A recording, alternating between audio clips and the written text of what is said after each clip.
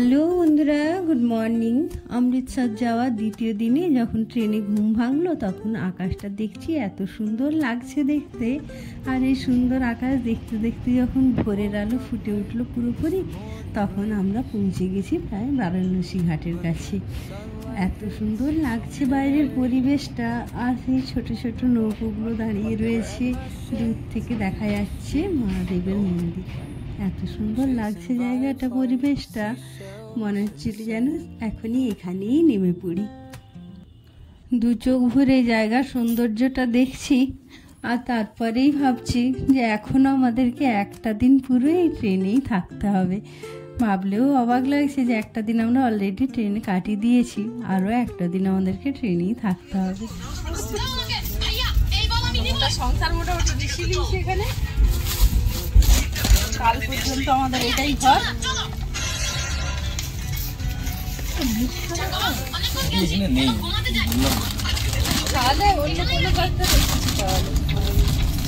কি করছেন?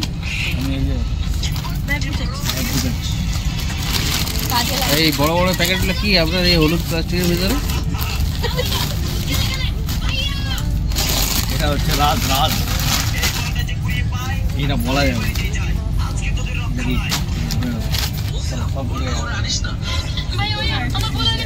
তুমি কি করছো? আমি খাচ্ছি গাইস। আমি এই যে নুন ঝাল নিয়ে বসে আছি, শসা খাবো। শসা কাটা হচ্ছে, তার নুন ঝাল ওইখানে আছে। একটার পর একটা স্টেশন পেরিয়ে যাচ্ছে, আর আমাদেরও হাসি মজাই আর কি, আর এই টুকটাক খাওয়া দাওয়ার মধ্যে দিয়ে সময় কাটিয়ে চলে যাচ্ছি। তবে ট্রেনটা এত বেশি লেট করতে শুরু করেছে, আর যেন মনে হচ্ছে না যে আরও বসে থাকি বলে, মনে হচ্ছে যেন ট্রেন থেকে এখনই ছুটে নিয়ে যায়।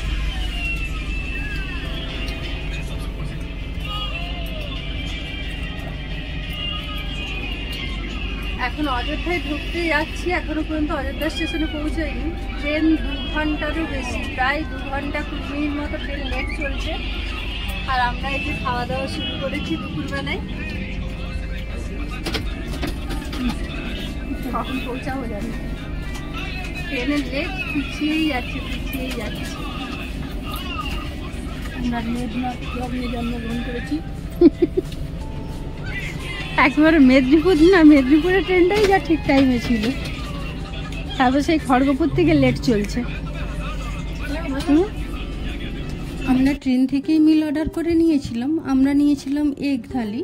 তো এগ মিলে ছিল 2টো করে ডিম, একটা লাউয়ের সবজি, আর ডাল, ভাত, 2টো করে পরোটা আর আচার। তো এর দাম পড়েছিল 160 টাকা। আর ভেজ মিলের দাম ছিল 150 টাকা, চিকেন মিল ছিল না।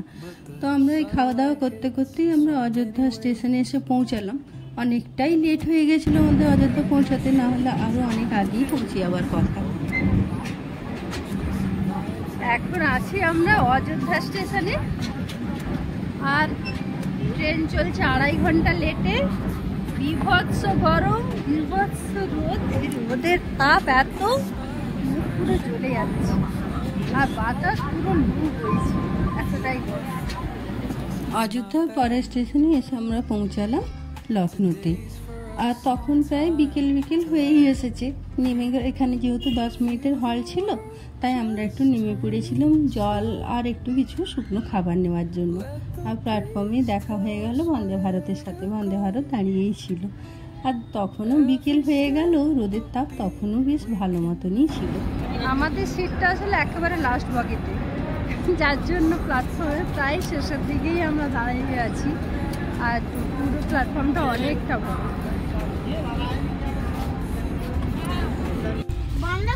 আমাদের বিকেলের স্ন্যাক্স শুরু হয়ে গেছে, মুড়ি মাখা। বিকেল হয়ে যেতেই শুরু হয়ে গেল আমার বাড়ি থেকে নিয়ে যাওয়া সেই মুড়ি, বেরিয়ে পড়লো বাটিতে। আচ্ছা, এক জায়গায় সব মেখে নিলাম। বাড়ি থেকে তো সব কিছুই নিয়ে গেছিলাম, শসা, পেঁয়াজ, চানাচুর, আর ওই দোকান থেকে ট্রেন থেকেই কিনে নিলাম আলু পাকোড়া। তো আলু পাকোড়াটা আসলে আমাদের এখানে যে চপ, ওই চপই, কিন্তু বেসনের পরিমাণটা বেশি। তো যা হোক, আর তো কিছু করার নেই, ট্রেনের মধ্যে যা পাওয়া যায় তাই ভালো। সব কিছু নিয়ে মাখিয়ে জমিয়ে বসে গেলাম সবাই মিলে গল্প করতে করতে মুড়ি খেতে। ট্রেন আমাদের লখনৌ বেরিয়ে গেছে। জোর খিদে পেয়েছে। এখানের খাবার হজম হয়ে গেছে অনেক। বিকেলের খাওয়া দাওয়ার পরে যখন হাত ধোয়ার জন্য গেটের কাছে এসেছি, বাইরের পরিবেশটা দেখছি এত সুন্দর লাগছে। সূর্য তখন প্রায় অস্ত যায়। চারিদিকে জবের ক্ষেত, মাঠ ঘাট, এত সুন্দর লাগছে দেখতে। আর বাতাসটাও এত ঠান্ডা মনোরম ছিল। বেশ কিছুক্ষণ গেটের কাছেই দাঁড়িয়ে গেলাম। যাই হোক, দ্বিতীয় দিনের ভিডিওটা এখানেই শেষ করি। রাত্রে তো আর তেমন কিছু দরকার নেই, একটু পরে অন্ধকারও হয়ে যাবে। আর রাতে খাওয়া আর শোয়া। তবে পরের দিনের ভিডিওতে কিন্তু অনেক কিছু আছে। আমরা অমৃতসর কখন পৌঁছালাম, কিভাবে ওখান থেকে লজ বুক করলাম, কোথায় কোথায় গেলাম, সমস্তটা আপনাদের সাথে শেয়ার করব। আর এই ভিডিওটা যদি ভালো লাগে তাহলে প্লিজ একটা লাইক করে আমার চ্যানেলটিকে সাবস্ক্রাইব করে আমার পাশে থাকবেন। দেখা হবে পরের ভিডিওতে। আর পরের